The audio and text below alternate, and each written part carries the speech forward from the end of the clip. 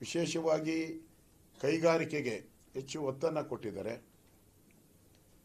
ವಿದ್ಯಾಭ್ಯಾಸಕ್ಕೆ ಹೆಚ್ಚು ಒತ್ತನ್ನು ಕೊಟ್ಟಿದ್ದಾರೆ. ಪ್ರಮುಖವಾಗಿ ಮಹಿಳೆಯರು ಹೆಣ್ಣುಮಕ್ಕಳು ವಿದ್ಯಾಭ್ಯಾಸ ಮಾಡುವಂಥದ್ದಕ್ಕೆ ಪ್ರತಿ ಜಿಲ್ಲೆಯಲ್ಲೂ ಹಾಸ್ಟೆಲ್ಗಳನ್ನು ನಿರ್ಮಾಣ ಮಾಡೋದಕ್ಕೆ ಕೇಂದ್ರ ಸರ್ಕಾರನೇ ಮುಂದೆ ಬಂದಿರೋದು ಇದು ಮೊದಲ ಬಾರಿ ಅಂತ ನನಗನ್ಸುತ್ತೆ. ಕರ್ನಾಟಕ ಗಂಧದ ನಾಡು.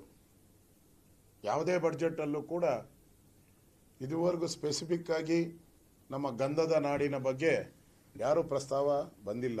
ಫಸ್ಟ್ ಟೈಮ್ ನಮ್ಮ ಗಂಧದ ನಾಡಿಗೆ ಗಂಧವನ್ನು ಬೆಳೆಯುವಂಥದ್ದಕ್ಕೆ, ಸಂರಕ್ಷಣೆ ಮಾಡುವಂಥದ್ದಕ್ಕೆ ಮತ್ತು ಹೊಸದಾಗಿ ಕೆಲವು ಏರಿಯಾಗಳಲ್ಲಿ ಗಂಧವನ್ನು ಬೆಳೆಯುವಂಥದ್ದಕ್ಕೆ ಉತ್ತೇಜನ ಕೊಡುವಂಥ ಕೆಲಸವನ್ನು ಇವತ್ತು ನಿರ್ಮಲಾ ಸೀತಾರಾಮನ್ ಅವರು ಮಾಡಿದ್ದಾರೆ.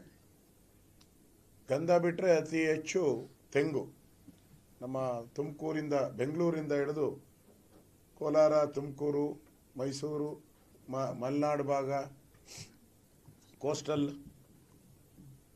ಇವೆಲ್ಲನೂ ಕೂಡ ಹೆಚ್ಚು ತೆಂಗನ್ನು ಬೆಳೆಯುವಂಥದ್ದು. ತೆಂಗಿಗೆ ಇವತ್ತು ಅಂತಾರಾಷ್ಟ್ರೀಯ ಮಟ್ಟದಲ್ಲಿ ಅವಕಾಶ ಆಗಬೇಕು ಅಂತೇಳಿ ಉತ್ತೇಜನವನ್ನು ಕೊಡುವಂಥ ಒಂದು ಕೆಲಸವನ್ನು ಮಾಡಿದ್ದಾರೆ. ನಮ್ಮಲ್ಲಿ ಭಾಳ ಟೂರಿಸ್ಟ್ ಪ್ಲೇಸ್ ಇದೆ. ಎಲ್ಲ ಕಡೆನೂ ಕೂಡ ನಮ್ಮದು ಮೊದಲಿಂದನೂ ಕೂಡ ಟೂರಿಸ್ಟ್ ಅಂದರೆ ಒಂದು ನೆಗ್ಲೆಕ್ಟೆಡ್ ಸೆಕ್ಟರ್. ಅದು ಯಾರೂ ಅದಕ್ಕೆ ಹೆಚ್ಚು ಒತ್ತನ್ನು ಕೊಡ್ತಾ ಇರಲಿಲ್ಲ. ಮೊದಲ ಬಾರಿಗೆ ಆ ಟೂರಿಸ್ಟ್ ಗೈಡ್ಗಳಿಗೆ ಟ್ರೈನಿಂಗ್ ಕೊಡುವಂಥ ಒಂದು ಶಾಲೆಯನ್ನು ಪ್ರಾರಂಭ ಮಾಡ್ತಾ ಇದ್ದಾರೆ. ಮತ್ತು ಈ ಟೂರಿಸಂ ಪಾತ್ ಏನಿದೆ ಅದಕ್ಕೆ ಹೆಚ್ಚು ಒತ್ತನ್ನು ಕೊಟ್ಟಿದ್ದಾರೆ. ವಿಶೇಷವಾಗಿ ಬರ್ಡ್ ಸೆಂಚುರೀಸ್ ನಮ್ಮ ಕರ್ನಾಟಕದಲ್ಲಿ ಜಾಸ್ತಿ ಇದೆ. ಅಲ್ಲಿ ಈ ಬರ್ಡ್ ಸೆಂಚುರಿಯ ಬಗ್ಗೆ ರೈಲ್ವೆ ಯೋಜನೆಗಳನ್ನು ಕೂಡ ತರುವಂಥ ಒಂದು ಪ್ರಾಮಾಣಿಕ ಪ್ರಯತ್ನ ಮಾಡಿದ್ದಾರೆ. ಪ್ರಮುಖವಾಗಿ ನಿಮ್ಮ ಆಕ್ಸಿಡೆಂಟ್ ಸಂದರ್ಭದಲ್ಲಿ ಅವರಿಗೆ ಬರುವಂಥ ಪರಿಹಾರ ಏನಿದೆ ಅದಕ್ಕೆ ಟ್ಯಾಕ್ಸ್ ಇತ್ತು ಇಷ್ಟು ದಿನ, ಅದನ್ನು ಟ್ಯಾಕ್ಸನ್ನು ತೆಗೆದಿದ್ದಾರೆ. ಯಾಕಂದರೆ ಬರೋವಂಥದ್ರಲ್ಲಿ ಭಾಳಷ್ಟು ಹಣ, ಒಂದು 20% ಹಣ ಅದರಲ್ಲೇ ಓಡ್ತಾ ಇತ್ತು. ಈಗ ಪೂರ್ತಿ ಆಕ್ಸಿಡೆಂಟ್ ಆದಂಥವ್ರಿಗೆ ಪೂರ್ತಿ ಹಣ ಏನು ಇನ್ಶೂರೆನ್ಸ್ ಬರ್ತಾ ಇತ್ತು ಅದಕ್ಕೆ ಯಾವುದೇ ರೀತಿಯ ತೆರಿಗೆಗಳಿಲ್ಲ. ವಿಶೇಷವಾಗಿ ಹೆಚ್ಚು ಕ್ಯಾನ್ಸರ್ ಪೀಡಿತ ರೋಗಿಗಳು ದಿನೇ ದಿನೇ ಹವಾಮಾನದ ವೈಪರೀತ್ಯದಿಂದ ಜಾಸ್ತಿ ಆಗ್ತಾ ಇದ್ದಾರೆ. ಸೊ ಆ ಕ್ಯಾನ್ಸರ್ ಔಷಧಿಗಳು ಭಾಳ ದುಬಾರಿ ಆಗ್ತಾ ಇದೆ. ಅಂಥ ಸಂದರ್ಭದಲ್ಲಿ ಇವತ್ತು ಕ್ಯಾನ್ಸರ್ ಔಷಧಿಗಳಿಗೆ ಸಂಬಂಧಪಟ್ಟಂಥ ಒಂದು ತೆರಿಗೆ ವಿನಾಯಿತಿಯನ್ನು ಕೂಡ ಕೇಂದ್ರ ಸರ್ಕಾರ ಇವತ್ತು ಕಡಿಮೆ ಮಾಡಿದೆ. ಅದರ ಜೊತೆಗೆ ಜವಳಿ ಉತ್ತೇಜನ ಮಾಡುವಂಥ ಒಂದು ವ್ಯವಸ್ಥೆಯನ್ನು ಕೂಡ ಅವಕಾಶ ಮಾಡಿಕೊಟ್ಟಿದ್ದಾರೆ. ಪ್ರಮುಖವಾಗಿ ಮೊದಲಿಂದನೂ ಕೂಡ ನರೇಂದ್ರ ಮೋದಿಯವರು ಹೇಳ್ತಾ ಇದ್ದರು, ರೈತರಿಗೆ ಆದಾಯ ಬರುವಂಥ ಒಂದು ವ್ಯವಸ್ಥೆ ನಮ್ಮ ದೇಶದಲ್ಲಿ ಆಗಬೇಕು. ಏಕೆಂದರೆ ಬೇರೆ ಬೇರೆ ಬಿಸ್ನೆಸ್ಸಲ್ಲಿ ರೈತರಿಗೆ ಆದಾಯ ಬರುತ್ತೆ, ಬೇರೆ ಬೇರೆ ಬಿಸ್ನೆಸ್ ಮ್ಯಾನ್ಗೆ ಆದಾಯಗಳು ಬರುತ್ತೆ, ಇಂಡಸ್ಟ್ರಿ ಇರ್ಬೋದು, ಬಿಸ್ನೆಸ್ ಇರ್ಬೋದು. ಆದರೆ ರೈತರಿಗೆ ಆದಾಯ ಬರುವಂಥದ್ದು ದಿನೇ ದಿನೇ ಕುಸಿತಾ ಇದೆ. ಅದರಿಂದ ರೈತರ ಆದಾಯವನ್ನು ಡಬಲ್ ಮಾಡುವಂಥ ದೃಷ್ಟಿಯಿಂದ ಹಲವಾರು ಯೋಜನೆಗಳನ್ನು ನಾನು ತರ್ತೀನಿ ಅನ್ನೋ ಮಾತನ್ನು ಬಡ್ಜೆಟಲ್ಲಿ ಹೇಳಿದ್ದಾರೆ. ಅದರಿಂದ ಕರ್ನಾಟಕಕ್ಕೆ ರೈಲ್ವೆ ಯೋಜನೆಯಲ್ಲೂ ಕೂಡ ಆದ್ಯತೆಯನ್ನು ಕೊಟ್ಟಿದ್ದಾರೆ. ಹೈದರಾಬಾದ್ಗೆ, ಬೆಂಗಳೂರು ಹೈದರಾಬಾದ್ ಭಾಳ ಬಸ್ ಪ್ರಯಾಣ ಭಾಳ ನಮಗೆ ಟೈಮ್ ತೊಗೊತಾ ಇದೆ. 9 hours 10 hours ಮೇಲೆ ತೊಗೊಳ್ತಾ ಇದೆ.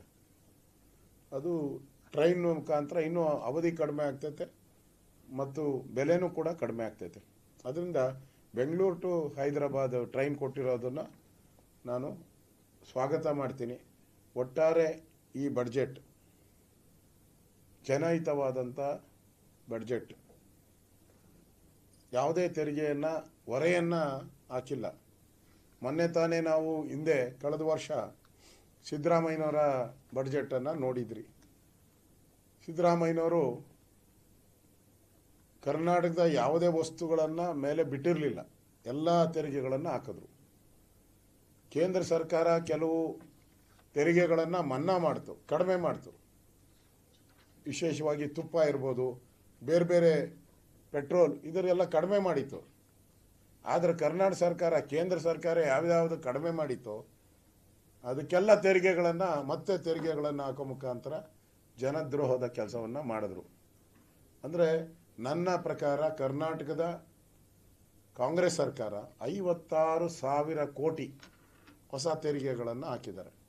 56,000 ಕೋಟಿ ಹೊಸ ತೆರಿಗೆಯನ್ನು ಕಳೆದ ಬಡ್ಜೆಟಲ್ಲಿ ಹಾಕಿದ್ದಾರೆ.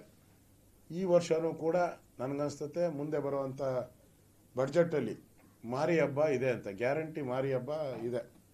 ಯಾಕಂದರೆ ಹಣ ಇಲ್ಲ, ಸರ್ಕಾರ ಖಾಲಿಯಾಗಿದೆ.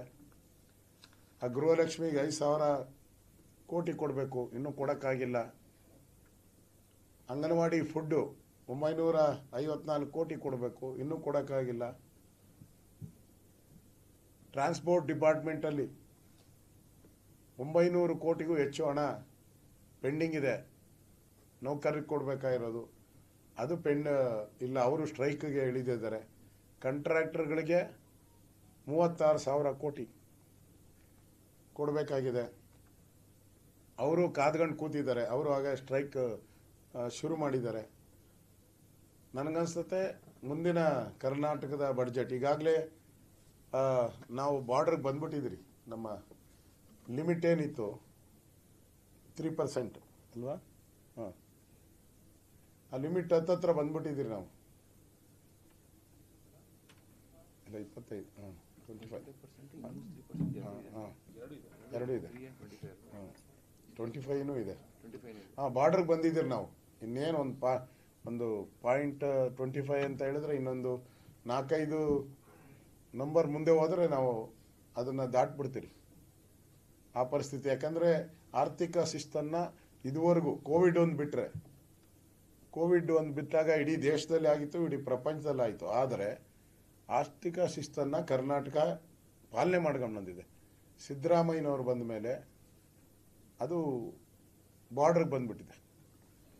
ಸೊ ಆ ದೃಷ್ಟಿಯಿಂದ ಕೇಂದ್ರ ಸರ್ಕಾರ ಇವತ್ತು ಯಾವುದೇ ರೀತಿಯಾಗಿ ತೆರಿಗೆಗಳನ್ನು, ಹೊಸ ತೆರಿಗೆಗಳನ್ನು ಜನರ ಮೇಲೆ ಹೇರದೆ ಹಲವಾರು ತೆರಿಗೆಗಳನ್ನು ಕಡಿಮೆ ಮಾಡಿದೆ. ಇದು ಸ್ವಾಗತಾರ್ಹ ಬಡ್ಜೆಟ್ಟು. ನಾನು ಪ್ರಧಾನಿ ನರೇಂದ್ರ ಮೋದಿಯವರಿಗೆ, ನಿರ್ಮಲಾ ಸೀತಾರಾಮನ್ ಅವರಿಗೆ ತುಂಬು ಹೃದಯದ ಅಭಿನಂದನೆಗಳನ್ನು ಸಲ್ಲಿಸ್ತಾ ಇದ್ದೀನಿ.